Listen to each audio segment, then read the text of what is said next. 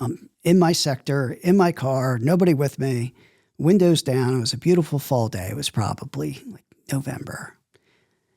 And I'm driving down Virginia Avenue, and I see this little kid. He's about 5 or 6. And I wave out the window, "Hey, buddy." And he leaned his head, he gave tilted the body, hands on the hips, and then one finger comes up and he says something that I can't really say, right? I could guess which finger. Yeah, yeah. He wasn't calling me number one. Right, but yeah. And I looked at it and I was like, wow, right? Like it was kind of funny, and sad at the same time, right? So it stewed with me the rest of the shift. And I get home and my beautiful wife says, "Oh, how was your day?" And I said, "Let me tell you about my day." And then I went in, I had I call them victim goggles. You walk around and you're the victim. And I said, "Man, I have 2 degrees. I like kids and I have all this experience and that kid did this to me." And I made it all about me. And my wife just like shook her head. And she goes, "That kid doesn't care how much you know. He just wants to know you care." Right. So I spent all this money on education, right? A couple of degrees and the police academy and this. The best criminal justice lesson I got was from my wife. I can see where an officer can really make a difference if they keep those things in mind when dealing with a situation. I mean, not every call we go to is a criminal event. Sometimes they just need resources or us to listen and offer direction. I think it's really important. And what we do, we're not just crime fighters, we're social servants. And officers need to be able to assess a situation and make it better if they can, not make it worse.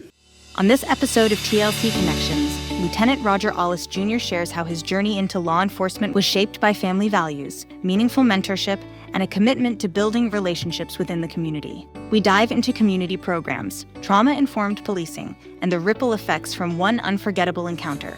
We hope you enjoy the episode. Welcome to TLC Connections, the podcast where educators, counselors, coaches, and community leaders come together to inspire change, one connection at a time.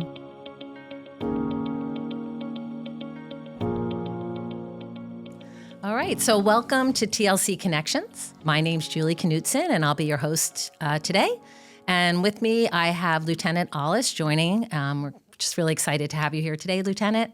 And I always like to begin by asking you to share a choice or connection that you made that significantly shaped your journey and brought you to where you are today. Wow. Start me off with a tough one, right? Yeah, I know. There are a few, but it's good to be here. And it's great to see you again. Gosh, I'm just a kid from Delco, right, that grew up in a pretty modest home. And those that shaped me most are probably my parents, both in good ways and otherwise. Are there specific examples or how put you on the path to, frankly, law enforcement? And Well, my father was a builder, probably the hardest working guy I know. I don't know if he always worked smart, but he certainly worked a lot, worked hard. And many years I worked alongside him, building homes. And I remember being just a little kid. I mean, first memory is probably, kindergarten, but probably shortly thereafter that, I got my work boots and my Dickies, and I would go to job sites with him, and he would give me little menial tasks. And I remember him saying, "If anyone asks who you are, tell them you're the supervisor." And you were how old at this point? Like a teenager? I was probably 7. Oh, wow. Yeah, on top of roofs. I don't know if OSHA would have approved, but I was there. And he's a guy that rarely took a day off. I don't know him ever to be out sick. And I remember in his 50s, he had a heart attack. And after the bypass surgery, I think 2 or 3 days later, he was swinging a hammer. Oh, wow. Yeah. And I'm kind of the same way. I've seldom called out sick. I've been a the police department, Coatesville Police Department, for over 15 years and have yet to take a sick day. I enjoy work. Well, I don't think I did my intro justice in terms of, jumping right in to ask you to share this story, because I have been fortunate enough to experience your work ethic and your collaboration. And I know I've told you before how incredibly grateful I am. I mean, the catalyst for so much good work the Lincoln Center is able to do. When we got started with our trauma-informed de-escalation training, you stepped right up, just made it seem seamless. So interesting to now understand maybe the context of your parents and your dad, and you talked about work ethic, but there had to be something about collaboration, frankly, kindness, community. And that's my mother and me. Woven in my fabric as a man are the things my father and my mother gave me. My father gave me that work ethic. My mother gave me the soft skills, the relationship building, the sense of care. She was really a remarkable woman. And I learned quite a bit, probably the more important things from her, because you can build a resume, but what's unwritten is that sense of care and commitment. And I know you live in the community that you serve. You're literally all in. We ended up in East Fallowfield, which kind of borders Coatesville, and always just drove the other direction. I worked in Westchester. She worked in Avon Grove. We had really no idea how we'd be swallowed up by the city of Coatesville in a good way. She now teaches in the city, or in Coatesville School District, and I work in the city. And it's really cool to be so close and connected. Coatesville students. Yeah, we still have one, an 11th grader in Coatesville. The others are out of college or out of the house. We have a son, 28, a son, 27, a daughter, 21, who's a senior at Penn State, go Nittany Lions, and Kira is our youngest. Yeah, we're almost empty nesters. It's crazy. So you touched on it. I do want to circle back with your father being in the building industry. That was your exposure. You spent a lot of time. How did you end up sitting across the table as a lieutenant of a police department? Oh, gosh. Boy, there's so much stuff in between. But I went to Westchester U, and I started as like an undeclared business major. The thought was maybe take over my father's business. Okay. I know that was his dream. Mm-hmm. It wasn't necessarily mine. I have a brother-in-law who is a remarkable man. His name's Jim. He's 5 years older than me, and I remember through late high school and early college, he was going to the police academy, and he would share his experiences. And so there was a couple reasons. One, his influence, his mentorship. And two, I failed economics. And I was like, man, this might not be for me. I studied. I tried. I went to class. I really did. But it just wasn't clicking. I said, well, maybe I need a different option. And I was always that kid, the peacemaker, a little ornery, mischievous sometimes. But I really did act as the peacemaker. And I really always wanted to help people. This is probably my mother and me. And what a great job. But no law enforcement other than your cousin and your family? Jim, my brother-in-law. No other law enforcement at all, except for my sister's boyfriend at the time, who then, they got engaged and then married and have a wonderful family. But he was a big influence, whether he knows it or not. So I went that route. It was so very interesting to me. And it really became more interesting to me once I got into criminal justice. It was like my aha moment. I was like, wow, this is so cool. And I did quite well. Got my bachelor's from Westchester. Then later on went into the police academy. And then I guess 10 years after graduating from Westchester with the bachelor's, I went back and got the master's. My goal at one point down the road, once I have a little more time, is to pursue the PhD. Wow. Yeah. That'd be my retirement job, some adjunct faculty position out of college, because I love teaching. I did that for a little while, and I miss that. Yeah. But I can't do the online thing. I need to be in the classroom with a bunch of kids in seats. And well, now it puts in context your appreciation for education, how we got to know each other and our partnership and, frankly, your support. I mean, we met because when there was a grant to do trauma-informed de-escalation training for officers, you wrote a letter of support. And then when it was awarded, you were the first call, literally, I think I made when I started. I have to say, open arms, let's move forward. This is important stuff. Like what made you to be such a strong proponent and advocate of, now you spoke a little bit about the education and in the context of who you are, but to get behind even knowing the value of training, this particular training? I review a lot of body cam footage. And it's so important to meet people where they are. I can see things go sideways if an officer doesn't provide that type of care, or that's your mother. It might be. Could also be litigation. Right. But I can see where an officer can really make a difference if they keep those things in mind when dealing with a situation. I mean, not every call we go to is a criminal event. Sometimes they just need resources or us to listen and offer direction. I think it's really important. And what we do, we're not just crime fighters, we're social servants. And officers need to be able to assess a situation and make it better if they can, not make it worse. And did you experience that? Was there a mentor? Did you learn that in the academy? Is that obviously not coming from a law enforcement background? I think I learned it through life. I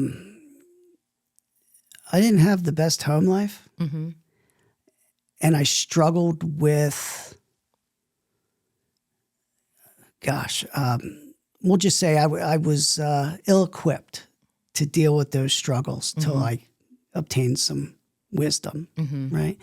And we deal with some things out where I work where kids are just going through the same things I did.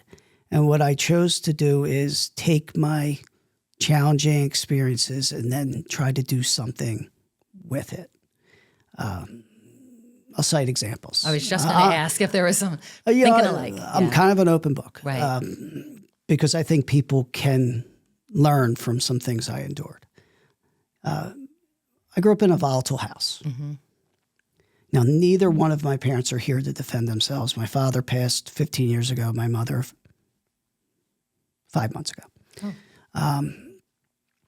But it was a volatile household. I'm not going to get real specific about that. But later on in my professional career, I had the opportunity to partner with the Domestic Violence Center. You've been active on the board? And very active with the Domestic Violence Center. I served 2 terms, brought an evidence-based approach to Coatesville, lethality assessment protocol. And now I serve as in the advisory role, because you can't do more than 2 terms in a row. But that's something that I brought to myself and to Coatesville because of things that I endured as a kid. So I did something positive with that. My mother struggled with addiction.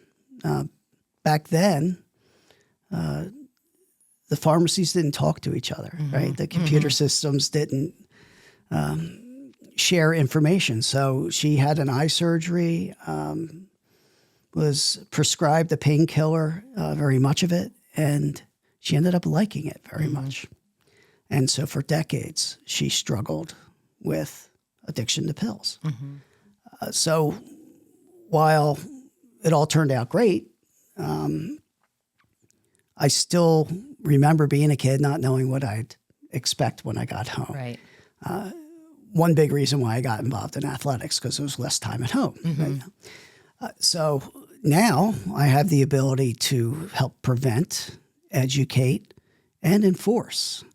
So we do a lot with the DEA take-back, prescription drug disposal bins, education. We have Narcan in every car. We do quite a bit with that because the arrest is just a result. Right. It's not necessarily the answer. But we do seek to enforce as well. Right. And as a leader in the department, having that holistic approach, one, is important to me, but then at some point, you can make that part of an officer's or a detective's everyday approach. Yeah. Right. I also think I read somewhere in your bio that you did a juvenile ticket program or something with juveniles. Yeah, that's one of my favorite programs. And I got the inspiration from my daughters. So we'll start with that. I remember the police department probably 12 years ago now were gifted, I think up to 60 turkeys right around Thanksgiving. So I'm like, what am I going to do with 60 frozen turkeys, right? I mean, if I were to look around Coatesville, there are many more than 60 homes that would love to have a turkey or could use a turkey or because of food insecurity and financial reasons. So I got home one day, and Madison and Kira for the longest time, now they're like the best of friends, but when they were little, Madison wasn't always nice to her little sister. And I saw, the timing was perfect, I saw Madison do something really nice for Kira. And I gave her a reward. I think maybe I took her for ice cream or something just to give her that positive reinforcement. I said, that's it. We are going to go out and catch people doing the right thing in Coatesville. Give them a ticket, play on the word ticket, for catching them. In those on the air probably can't see me do the quotes, but maybe on camera. And then reward them with that turkey and then highlight their That's awesome. pro-social, pro-community approach.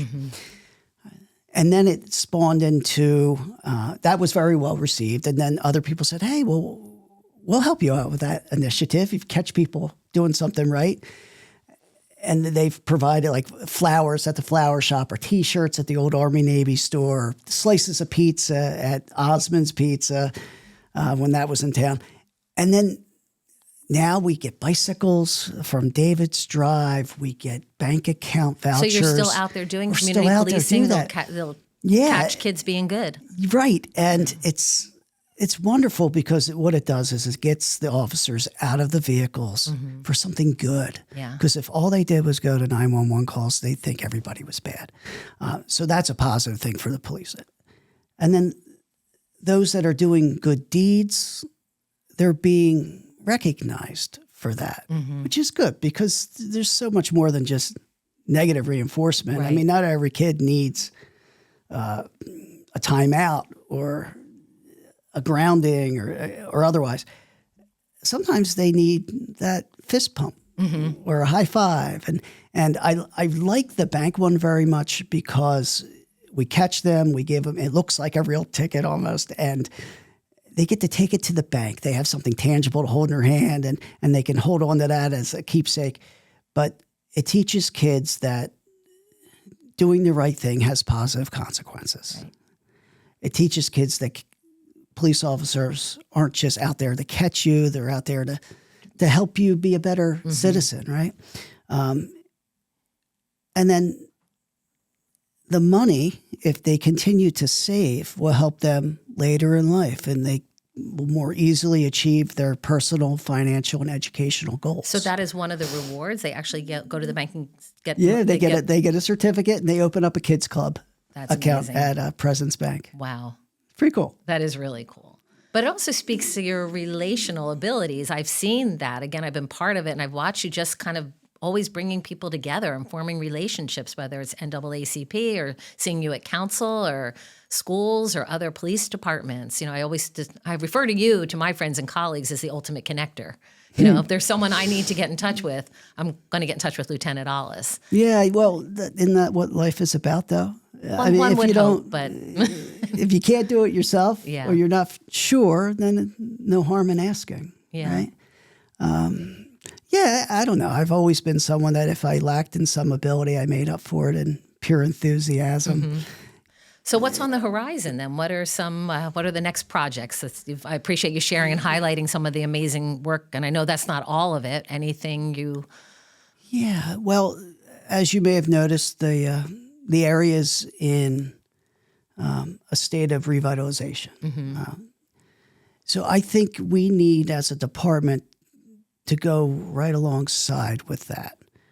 Ensure that there's support, that people feel comfortable coming into Coatesville, that investors are confident that it's the area they want to be. And that comes with fair enforcement. And we can't do it alone. We talked about relationships. We're only as good as those around us, right? So I don't know if it's a big project. It's ongoing. There are plans to build a velodrome, which is an indoor, like Olympic-style training facility for cyclists. And then there'll also be other sports and activities going on in there, like concerts and cheerleading competitions and sporting events. And there's plans to have a boys and girls club there. And so we'll connect to that for sure. We may have an opportunity to reinstitute the PAL program. So that's the big thing going on in Coatesville. We need to be part of that for sure. And it sounds like I still see you being an integral part of it. Like you said, it takes a community, a village, but you show up. You're not, I haven't experienced you as the delegator. Well, whether it's shopping with a cop or coffee with a cop, you're always there. Well, yeah, because I enjoy it. Yeah. Right? Yeah. But it's not just me. I mean, I have an awesome chief that allows me to be creative and do some unconventional things sometimes. But I also have a great staff. I mean, they get it. That we have officers that are a mixture of both enforcement and relationship builders, and they're the best cops because sometimes you have to deliver some bad news, right? And it's not necessarily what we do, but how it's done. We're fortunate. We really are. I agree, but I think there's a lot of humility there when it's a good leader that leads by example. When your officers coming up the ranks see that. And I have to say full circle, like going back to the training when we first met, the way that you got the buy-in, the way you opened it up to other, precincts or districts or other law enforcement, it was very collaborative again. And frankly, you showing up at the trainings, I would see you there. So yeah, I mean, it's just a privilege to be with someone that walks the walk, Well, you always did provide really good food. Yeah, I appreciate that. But Coatesville's an interesting place. I mean, the city is only 2 square miles. Yeah. We're surrounded by several other jurisdictions. I know I did that ride along. I felt like I was just going in a loop all night long. Yeah. But it's amazing how busy that little loop can be. Right? Exactly. But we have all these other jurisdictions that feed into the Coatesville Area School District, and that's what TLC is about, right? And it's just a line in the map.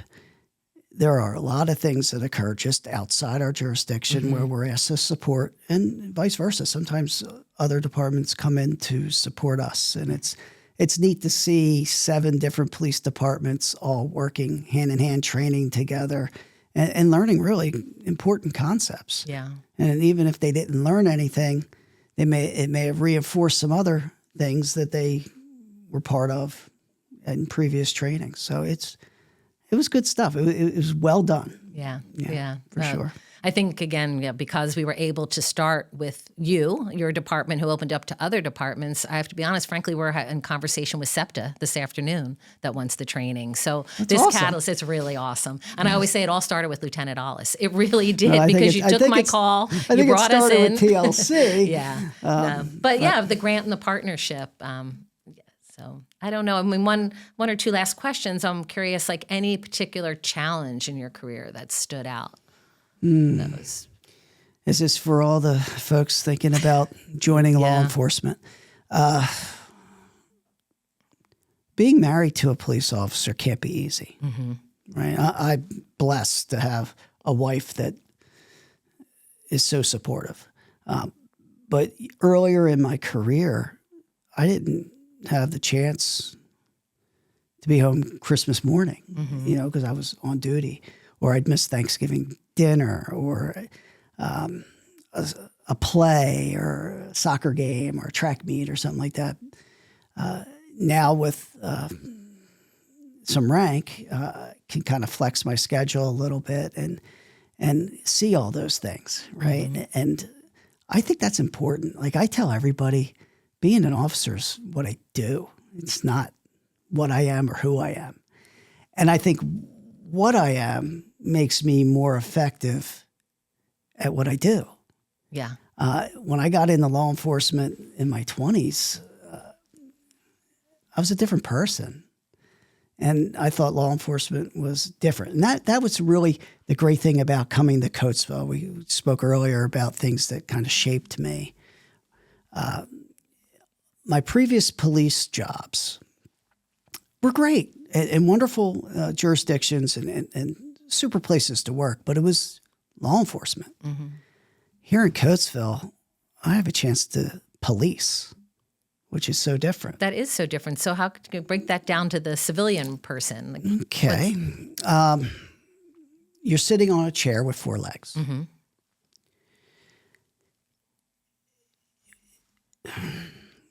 And it depends on the jurisdiction. Let me back. It depends on where you work and what the needs are, mm-hmm. right?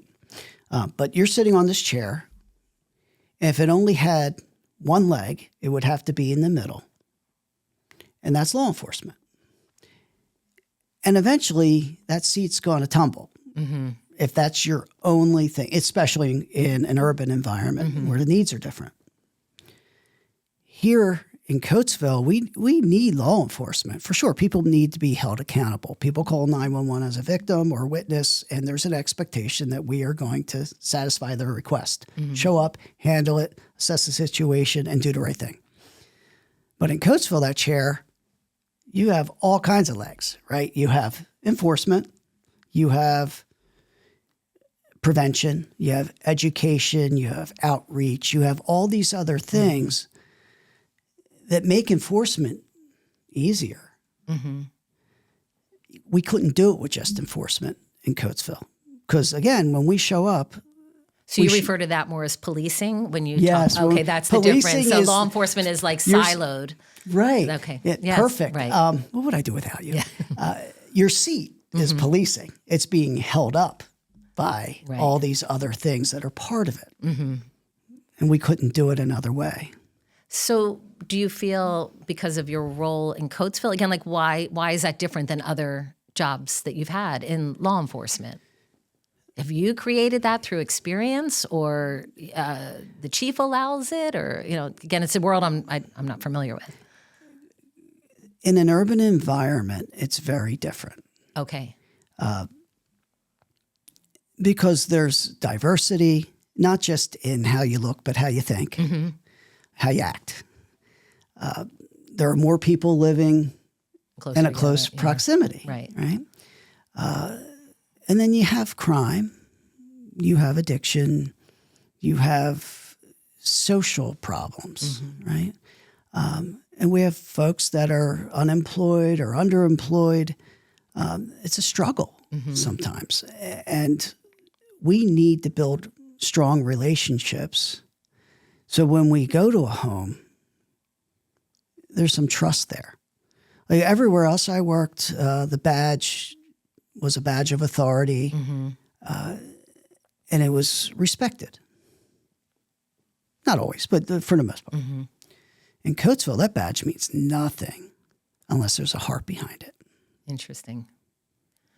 Yeah. Yeah. Yeah, that's really, I appreciate that. I mean, we've talked about a lot of different things. Is there anything that you'd like to share that I didn't ask, or? Oh, gosh, I don't know the kid's name. If I saw him today, I'd give him a big hug. But just the difference, we're talking about the difference in jurisdictions sometimes. I remember getting released from training, and in my sector, in my car, nobody with me, windows down. It was a beautiful fall day. It was probably like November. And I'm driving down Virginia Avenue, and I see this little kid. He's about 5 or 6. Mm-hmm. And I wave out the window, "Hey, buddy." And he leaned his head, he gave tilted the body, hands on the hips, and then one finger comes up and he says something that I can't really say, right? I could guess which finger. Yeah. He wasn't calling me number one. Right, but yeah. And I looked at it and I was like, wow. Right? Like it was kind of funny, and sad at the same time, right? So it stewed with me the rest of the shift.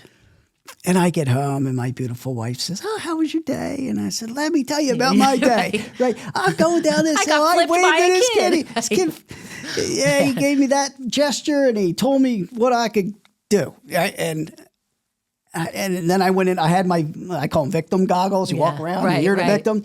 And I said, man, I have 2 degrees. I like kids and I have all this experience and that kid did this to me. And I made it all about me. And my wife just like shook her head. And she goes, that kid doesn't care how much you know. He just wants to know you care. Yeah. Right. So I spent all this money on education, right? A couple degrees and the police academy and this and that. The best criminal justice lesson I got was from my wife. And your mom. Yeah, my mom. Yeah. No, I was saying go back to heart, go back to relationship. Yeah, right. about caring. Yeah. I'm like, wow. So that never changed my heart. Yeah. It changed my approach. Right. I said, it is different here. We're going to have to do it differently. Right. And I handled all that. I mean, I was acting kind of bratty, but I handled it with some maturity. Mm-hmm. And then I added in some wisdom. I said, okay, what can we do? Right. At this police department differently so those things don't happen. Now, I don't know that kid's circumstances. Right. We may have arrested his father recently, and then he connects the dots. Right. Or maybe the kid just didn't like us. It could have been the car. Yeah. It could have been the uniform. Could have been the badge. Could have been how I looked. Right. But that's learned behavior at 5. He's probably taught to not trust us. Yeah. So how do we do that? And that's when I say, okay, we're going to start with the kids. And then we're going to get with the seniors. And then we're going to work in between and forge relationships. And people won't come to us. We needed to go out and go to them and show a sense of care.